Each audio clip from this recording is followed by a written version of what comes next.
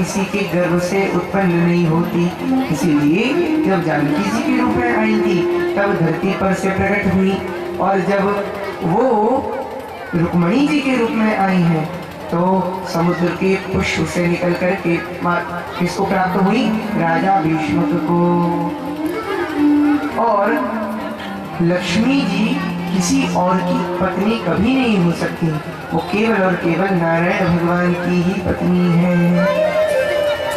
और जो लोग अज्ञानवश अपने आप को लक्ष्मीपति मान बैठते हैं, लक्ष्मी जी उन्हीं की मति विकृत कर देती है, खराब कर देती है। अच्छा, फिर हम लोग लक्ष्मी जी को क्या माने? तो कहा कि लक्ष्मी जी को उनके दो स्वरूप और भी हैं। हम लक्ष्मी जी को पुत्री भी मान सकते हैं और अपनी माता भी मान सकते हैं, क्योंकि अगर हम उनको माता माने तो भी कोई कुछ गलत नहीं होगा, क्योंकि जिस तरह माता बच्चों का पालन पोषण करती है, लक्ष्मी जी से हमारा भरण पोषण होता है, तो हम उनको अपनी माता भी मान सकते हैं। वो माता के रूप में कृपा करेंगे हम पर। और अगर चाहे तो लक्ष्मी जी को पुत्री भी मान सकते हैं, क्योंकि माता पिता पुत्री से प्रेम तो करते हैं पर आसक्ति नहीं रखते। क्यों?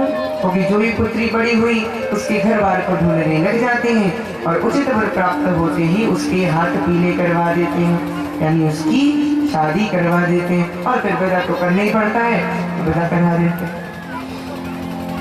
तो आप चाहो तो लक्ष्मी जी को अपनी माता भी मान सकते हो और अपनी पुत्री भी मान सकते हो, दोनों में से आप कुछ भी मानो। लेकिन अगर उनको आप पुत्री मानते हो तो एक बात का आपको ध्यान रखना होगा कि लक्ष्मी रूपी पुत्री का समर्पण नारायण में ही होना चाहिए, क्योंकि अगर आप लक्ष्मी जी का समर्पण नारायण में अगर कर देते हो तो वही लक्ष्मी फिर आपका कल्याण करेगी। और अगर लक्ष्मी का समर्पण, अगर अपने धन का आप भाव, लक्ष्मी जी का भाव अगर पुत्री में रखते हो तो और उनका समर्पण नारायण में नहीं करते हो तो फिर नारायण भगवान तो कन्हैया के रूप में है ही। फिर वो तो जिस तरह राक्षसेन विदानेन उपयमाति श्रुतम, जिस तरह से राक्षस विधि से भगवान अपनी रुक्मणी मैया को हरण करके ले गए, उसी तरह से भगवान आपकी लक्ष्मी जी का भी किसी न किसी तरह आप चाहे कहीं समर्पित करो वहीं से ले जाएंगे, क्योंकि वो तो केवल नारायण की ही है। और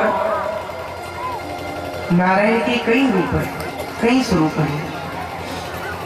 आप लोग लक्ष्मी जी का समर्पण किसी भी रूप में नारायण के अंतर्गत कर सकते हैं। जैसे कि उनका एक स्वरूप है भाई, मंदिरों में आप करो, धार्मिक अनुष्ठानों में, यज्ञों में, जैसे ये भागवत, ये भी तो एक ज्ञान यज्ञ है, आप इसमें भी समर्पण कर सकते हो। तो नारायण में समर्पण लक्ष्मी का आप किसी भी रूप में कर सकते हो। कई अनेक अनेक रूप हैं, अनेक अनेक रूप है भगवान के। विष्णवे कृष्ण। और कई लोग कहते हैं भैया मूर्तियों में हमारी आस्था नहीं, मंदिरों में हमारी श्रद्धा नहीं, तो वही दरिद्र नारायण भी विराजमान है। आप गरीबों की सेवा में, सहायता में अपनी लक्ष्मी को लगाओ, वो भी तो नारायण की सेवा है। दान करो, वो भी आपको पुण्य दिलाएगा। और तो और अगर आप चाहो तो दरिद्र नारायण भगवान की सेवा में आप कभी किसी हॉस्पिटल में, किसी आप और स्थान पर भगवान के लिए, नारायण के लिए अपनी लक्ष्मी का समर्पण कर सकते हो, कई स्थान हैं। लेकिन एक बात का ध्यान आप रखना कि नारायण में ही लक्ष्मी का समर्पण होना चाहिए। और इसका एक रिजल्ट आप सीधा साधा सा देख सकते हो कि अगर आप अपनी लक्ष्मी जी का समर्पण नारायण में करते हो तो फिर वो लक्ष्मी जी आपकी पुण्यों में वृद्धि करेंगी, आपकी यश कीर्ति बढ़ाएंगी और फायदा ही फायदा होगा, है ना। अच्छा, लक्ष्मी जी के दो रूप और हैं, कौन से? एक उलूक वाहिनी और एक गरुड़ वाहिनी। जो लक्ष्मी उलूक वाहिनी है वो तब आती है जब लक्ष्मी जी को आप घर पे बुलाओगे अकेले, तो उलूक वाहिनी लक्ष्मी आपके घर पे आएंगी। और अगर आप नारायण भगवान को साथ में बुलाओगे तो लक्ष्मी जी भगवान विष्णु के साथ में आएंगी और बड़े प्रेम से आपके घर पर रहेंगी। और अगर आप उल्लूक वाहिनी लक्ष्मी को घर पर बुलाते हो तो एक बात का ध्यान रखना, जो लक्षण उल्लू में होते हैं वो आपके घर में फैलने वाले हैं। उल्लू के कैसे लक्षण है? दिन में सोना, रात को जागना, उजाले से नफरत करना, अंधेरे से प्रेम करना, ये सब लक्षण उल्लू की तो है। तो जिस घर में उल्लू वाली लक्ष्मी आती है वहां पर ऐसे लक्षण फैलने लगते हैं। तो उल्लू वाली लक्ष्मी आई तो समझ लो रात का जागरण चालू और दिन को सोना, सोते ही रहना दिन पर। ये देखने को मिलता है क्योंकि भाई जितने भी काले कारनामे हैं सब रात को ही तो होते हैं। तो रात भर विचरण करना और दिन में सोना, इस तरह के लक्षण उल्लूक वाहिनी लक्ष्मी के घर पर आने से फैल जाते हैं। और अगर वो लक्ष्मी जी जैसे तैसे आपके पास आ जाएंगे तो किसी तरह बहाने बनाकर वापस भागने की कोशिश करेंगी। क्यों? क्योंकि स्वामी जी साथ में नहीं है और पत्नी जितना अपने पति के साथ में प्रसन्न रहती है, आनंदित रहती है, संतुष्ट रहती है, उतनी किसी और के साथ में भला कैसे रह सकती है, अकेले कैसे रह सकती है? तो है ना माता, मैं सही कह रहा हूँ ना? पत्नी अपने पति के साथ ही खुश रहती है ना। तो उसी प्रकार अगर लक्ष्मी जी अकेली आपके द्वारा बुलाई गई है तो लक्ष्मी जी कुछ समय के लिए आपके पास आएंगी और सोचेंगी कि स्वामी घर पे आ गए होंगे कि नहीं, पतिदेव ने घर पर भोजन किया होगा कि नहीं, तमाम टेंशन घर की रहेगी। लेकिन अगर स्वामी जी को आपने साथ में बुला लिया है तो फिर उनको घर की कोई चिंता नहीं रहेगी। स्वामी जी साथ में और घर की कोई चिंता नहीं रहेगी। इसलिए आप लोगों को नारायण भगवान के साथ में ही लक्ष्मी जी को आमंत्रित करना चाहिए, बुलाना चाहिए, जिससे लक्ष्मी जी आपके घर पर आएंगी, रुकेंगी और जाने की टेंशन खत्म हो जाएगी।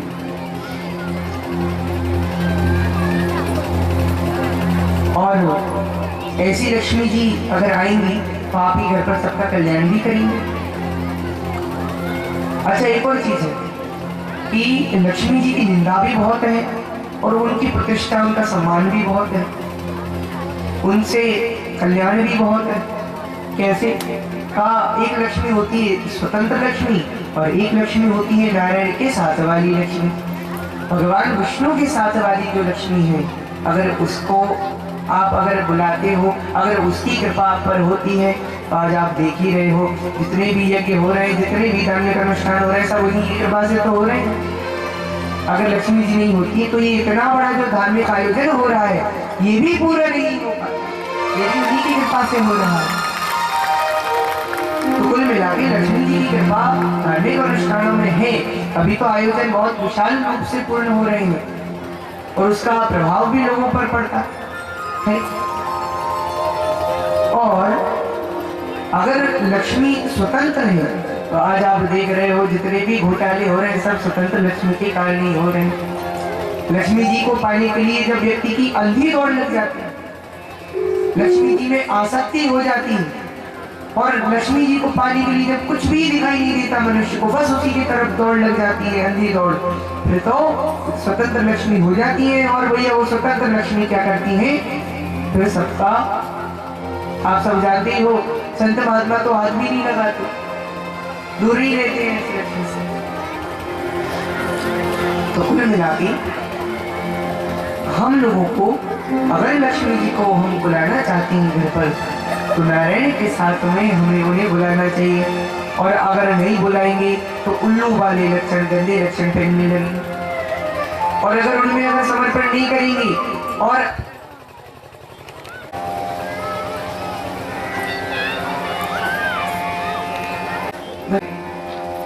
तो धन रखे रखे दूषित हो जाए, है ना। और फिर वो जो धन है वो फिर आपके चोरी में, डकैती में, अस्पताल में, ऐसी जगह काम आएगा जहाँ आप चाहते नहीं हो। इसलिए धन रखे रखे दूषित ना हो, इसलिए उसे अच्छे अच्छे पुण्य कार्यों में, नारायण के कार्यों में हमें उसे लगाते रहना चाहिए, इसी में कल्याण है। और अगर ऐसा नहीं हुआ तो फिर चोरी वगैरह के काम में आए। और चोरी से मुझे एक बार का दृष्टांत याद आता है कि कुछ लोग अपना स्वभाव कभी नहीं छोड़ते।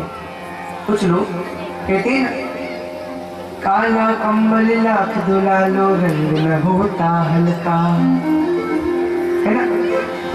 तो एक बार की मुझे कथा याद आती है। एक बार क्या हुआ भैया, एक चोर था, उसने एक अनुष्ठान करवाया पंडित जी से। तो उसने कोई कसर नहीं छोड़ी, पंडित जी को भी बड़ा पसंद, बड़ा संतुष्ट कर दिया और बढ़िया बिल्कुल विधान से बिल्कुल उसने अनुष्ठान करवा लिया। और बाद में जब पंडित जी को दक्षिणा देने की बारी आई तो उसने बड़ी बड़ी पोटली बना करके, इतनी बड़ी पोटली बना करके थोड़ी दान किया, इतना सारा धन दिया कि पंडित जी तो एकदम प्रसन्न हो गए, आनंदित हो गए कि वाह, मानना पड़ेगा बहुत अच्छे सेठ जी हैं, हमको बहुत बढ़िया उन्होंने उन्होंने हमें दक्षिणा दी, कितना प्रसन्न करके वापस भेजा। वो पंडित जी सोचते सोचते जा ही रहे थे, थोड़ी दूर पहुंचे, इतने में कोई चोर आया और उसने उन्हें लूट लिया। और लूटने के बाद में जब पंडित जी ने पूछा, क्यों भाई, अभी तो थोड़ी देर पहले तुमने हमें दिया था, अब हमसे वापस क्यों ले रहे हो? तो चोर बोला, देखो पंडित जी ध्यान से सुनो, वो मेरी पर्सनल लाइफ थी और ये मेरी प्रोफेशनल लाइफ है, मैं इसमें कभी भी धोखा नहीं खाऊंगा। तो कुछ लोग अपना स्वभाव कभी नहीं छोड़ते। कुछ लोग चीजें बनाने के लिए कितने ही प्रयास करते हैं, लेकिन फिर भी कभी कभी ऐसी बिगड़ती है कि फिर बिगड़ ही जाती है। और कभी कभी भगवान की ऐसी कृपा होती है कि बिगड़ती बिगड़ती सुधर जाती है। जैसे एक बार की बात है, एक स्कूल में एक प्रोफेसर का आना हो रहा था, बहुत बड़े प्रोफेसर थे। तो स्कूल के जो टीचर, जो प्रिंसिपल और शिक्षक वगैरह थी, उन लोगों ने क्या किया, पहले से ही बच्चों को तैयार कर दिया। और जिस दिन वो आने वाले थे उस दिन अच्छे अच्छे बच्चों को, बढ़िया पढ़ने बढ़ने वाले बच्चों को ही उन्होंने स्कूल में बुला लिया, ताकि कोई प्रश्न करे तो हमारे बच्चे हमारे स्कूल का नाम ऊपर करें, उनको प्रभावित करें। अच्छा, कुछ शिक्षकों को ये अनुभव था कि वो बच्चों से किस तरह के प्रश्न पूछेंगे। तो एक शिक्षक आए क्लास में और बच्चों को सबको बता दिया कि देखो कौन बच्चा जवाब देगा। तो एक व्यक्ति से कहा, बच्चे से कहा कि बेटा तुम खड़े हो जाना, जब वो पूछे तो तुम जवाब देना। उनका प्रश्न ये हुआ कि तुम